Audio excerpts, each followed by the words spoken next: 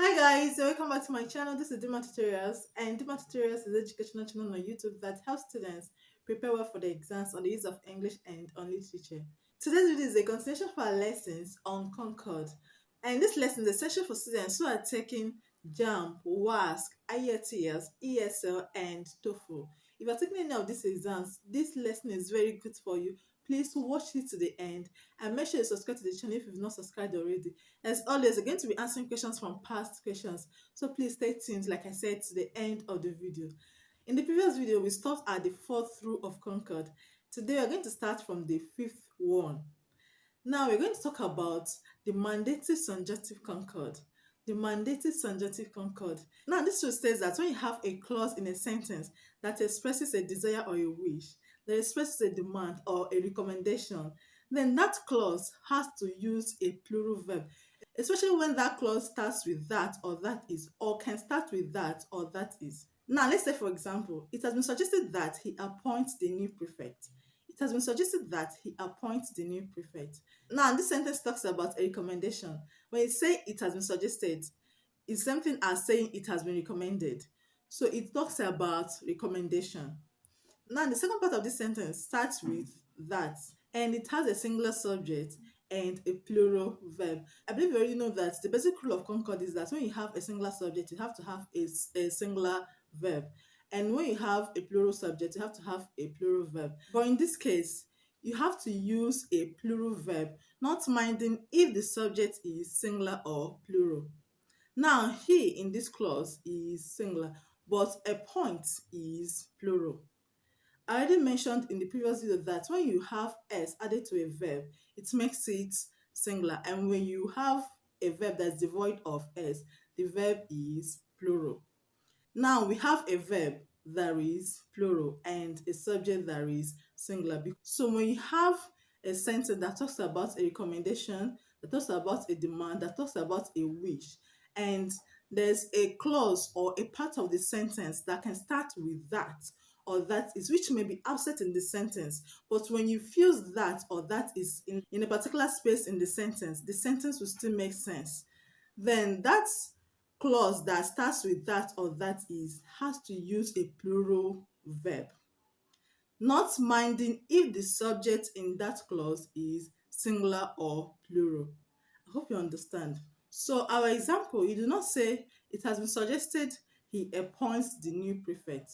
Rather, you say it has been suggested he appoints the new prefect and not appoints the new prefect, because the sentence talks about a recommendation. Now, let's look at another example. If I were you, I would take my studies seriously. If I were you, I would take my studies seriously. Now, this sentence, what does it talk about? It talks about a wish. Now, is there any position in this sentence where you can infuse that or that is? Yes, I can say, I will take my studies seriously. That is, if I were you. I'll take my studies seriously. That is, if I were you. I just changed the positions of the clauses.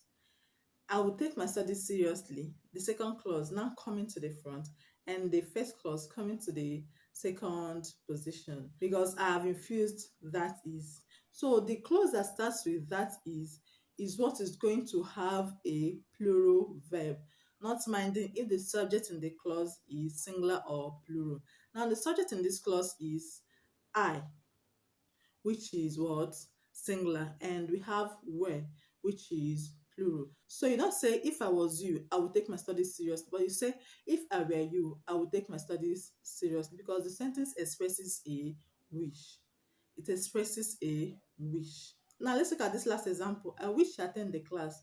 I wish he attend the class. Now if I say I wish he attend the class, what does this sentence talk about? It talks about a wish. Now, is there any space where I can infuse that or that is? Yes, I can infuse that before attend. I can say, I wish that he attend the class. I wish that he attend the class. Okay, so from the point where we have that he attend the class is where we are going to consider. We have he attend the class. He is singular and we have a plural verb, attend. He is singular and we have a plural verb, attend. Now let's answer a question from past questions. We have question 56 in WASSCE 2016 past questions. We have if he dash here, he will do it for free. If he dash here, he will do it for free. What does this sentence express? It expresses a wish. The speaker wishes that the person were there. So the sentence expresses a wish. Now, is there any position where we can infuse that in this sentence?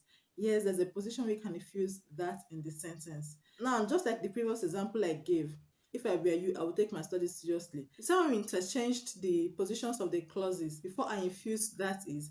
It's something we are going to do here to see if I can infuse that is or that in any part of the sentence. Now, if dash here, he will do it for free. Now, let's move the second clause to the first position and move the first clause to the second position. Now, he would do it for free. That is, if he were here.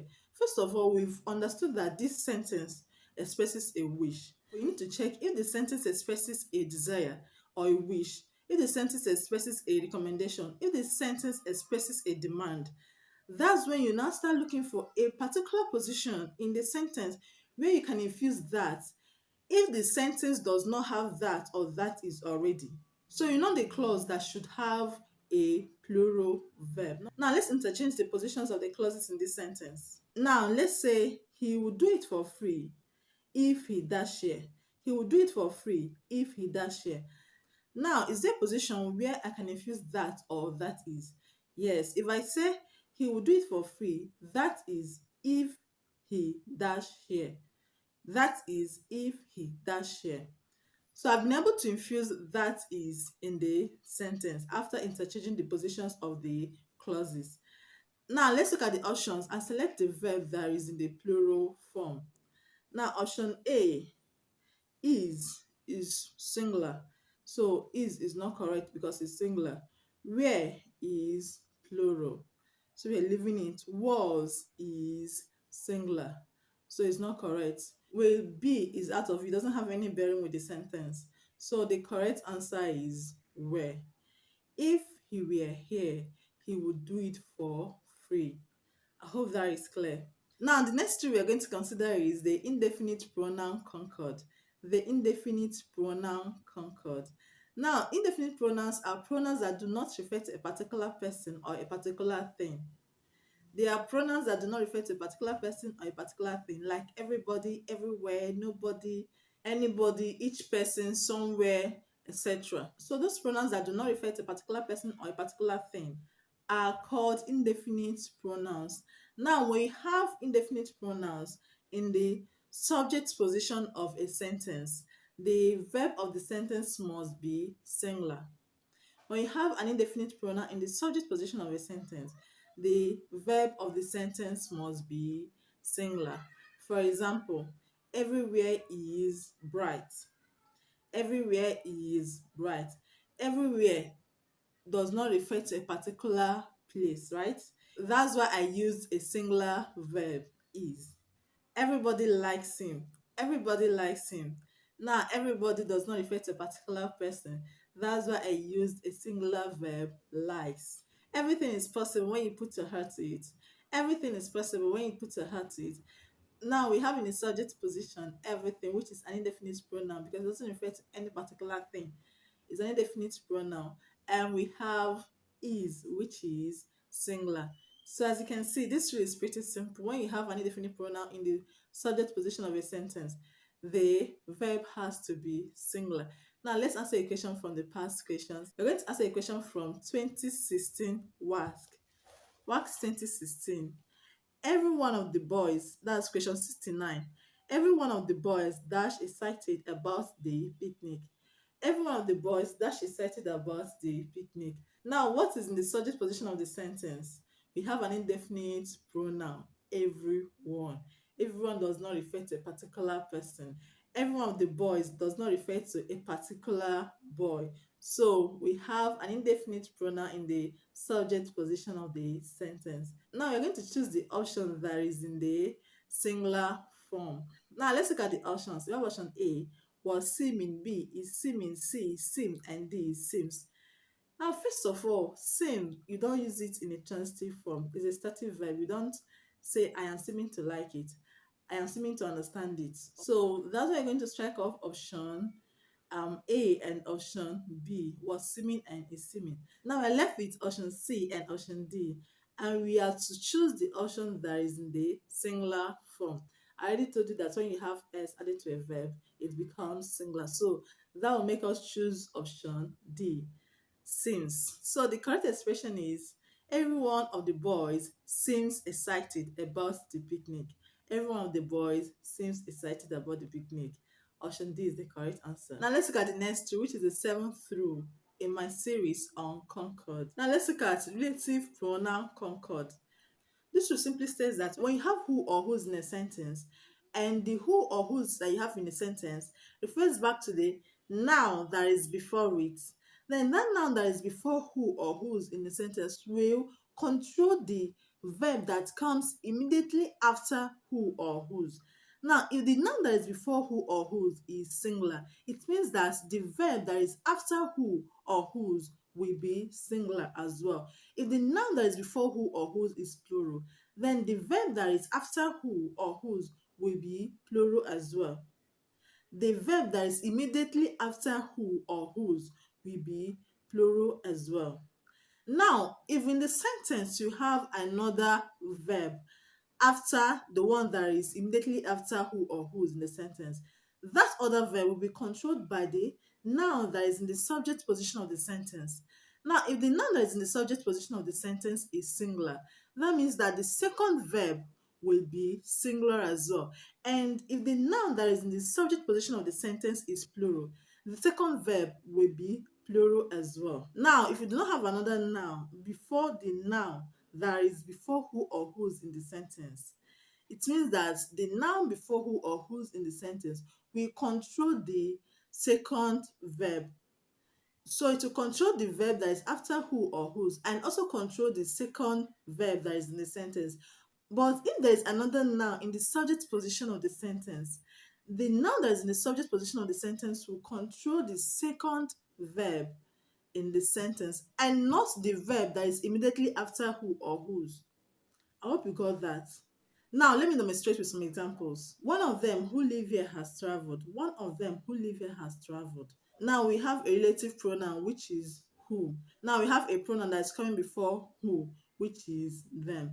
Now, them, is it singular or plural? It is plural. Them is used in referring to more than one person, two or more. So, them is plural. So, because it's plural, the verb that is after who will also be plural. That's why we have who live here and not who lives here. Who live here, because the pronoun that is before who is plural. I hope you understand. And in this sentence, we still have another verb, has, and it is singular. Why is it singular? Because we have a singular subject. We have a pronoun in the subject position of the sentence, which controls this verb. Like I told you, the pronoun or noun that is in the subject position of the sentence will control the second verb. Now, because we have one, which refers to one person or one thing, so it's singular. That's why we have a singular verb, has. So it's in this sentence we have two verbs. One is plural because we have a plural pronoun coming before who, and the other one is singular because we have a singular subject, or we have a singular pronoun in the subject position of the sentence. I hope you understand. Now let's look at another example. The man who teaches English also writes columns. In this sentence, we do have a relative pronoun. Yes, we do have a relative pronoun in this sentence, who. Now, before the relative pronoun, do we have a noun or pronoun? Yes, we have a noun, man. We have a noun, man. Man, is this singular or plural? It is singular. So the verb that is coming after who is going to be singular as well, because the noun that is before who is singular. That's why we have teaches. The man who teaches English. Who teaches English. Teaches is the verb coming after who, which is singular. Now, do we have another verb in the sentence? Yes, we have another verb in the sentence, writes. And writes, is it singular or plural? It is singular. It is singular because the subject in this sentence is the man. There is no other subject in this sentence. The subject in the sentence is the man, and it still controls the second verb of the sentence. Now let's look at this question from JAMB 2010 past questions. JAMB 2010 past questions. Question 72. We have one of the women who dash in the premises dash been ordered to quit. One of the women who dash in the premises dash been ordered to quit. We have option A, sell slash has, B, sell slash has, C, sell slash have, and D, sells slash have. Now, in this sentence, do we have a relative pronoun? Yes, we have a relative pronoun, who. Now, the noun or pronoun that is coming before who, is it singular or plural? It is plural. Women is plural. Single form of women is woman. So, women is plural. That means the verb that is going to come after who will also be plural because the noun that is before who is plural. So let's look for the option that is in the plural form. Option A. Option A, sell is plural. Option B, so we are leaving it. Option B, sells is singular, so we're striking it off, is wrong. Option C, sell is plural, we are leaving it. Option D, sells is singular, so we are striking off. So we are left with option A and option C. Or pronoun that is in the subject position of this sentence. Is it singular or plural? It is singular. One refers to one thing or one person, so it is singular. So our second answer is going to be singular. Now we have option A, has. Option C, have. Has is singular while have is plural. So the correct answer to this question is option A, sell slash has. One of the women who sell in the premises has been ordered to quit. I hope you got that. Please, if you understood this lesson, click on the like button. And please, if you don't understand, let me know in the comment section so I can explain it further to you. Thank you very much for watching and see you very soon in another video. Please do me the favor of sharing the video to your friends on social media. Share it to your friends on Facebook, WhatsApp, any other social media where you can share a YouTube video to. Please share it to your friends so you can get more people to watch the video and help to promote it on YouTube. Thank you very much for watching and see you soon in another video. Bye for now.